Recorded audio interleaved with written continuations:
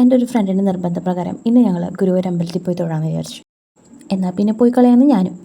2-3 ദിവസം മുന്നേ അവൾ പറഞ്ഞതാണ് നമുക്കൊന്ന് ഗുരുവായൂർ പോകാൻ. അങ്ങനെ ഞാനും അവളുടെ കസിനും കൂടി ഗുരുവായൂർ പോയപ്പോൾ നല്ല ടാസ്ക് ആയിട്ടുള്ള ഒരു ദിവസമായിരുന്നു. കാരണം ഞങ്ങൾ ബസ് ഇറങ്ങിയതൊരു സ്ഥലത്ത്, ഞങ്ങൾ ചെന്നപ്പെട്ടത് വേറൊരു സ്ഥലത്ത്, അങ്ങനെ ഇങ്ങനെയൊക്കെയോ നമ്മൾ ഈ ഒരു ഫ്രണ്ടിലെ മഞ്ജുളാലിൻ്റെ ഫ്രണ്ടിലോട്ട് എത്തി. അവിടെ നിന്നൊരു 1.5 അവർ നമ്മൾ അവിടെ ക്യൂ ഒക്കെ നിന്ന് ലാസ്റ്റ് തൊഴുകയൊക്കെ ചെയ്തു.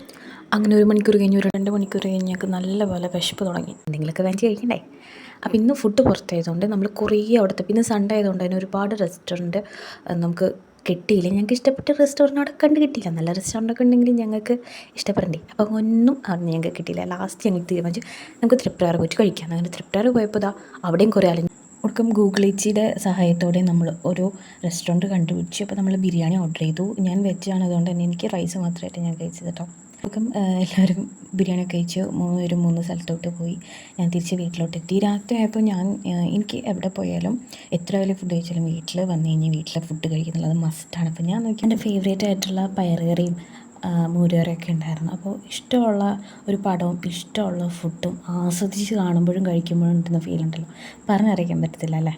അപ്പോൾ ഇത്രയേ ഉള്ളൂ ഇന്നത്തെ വിശേഷങ്ങൾ. ബാക്കി നാളെ കാണാം. ടാറ്റാ.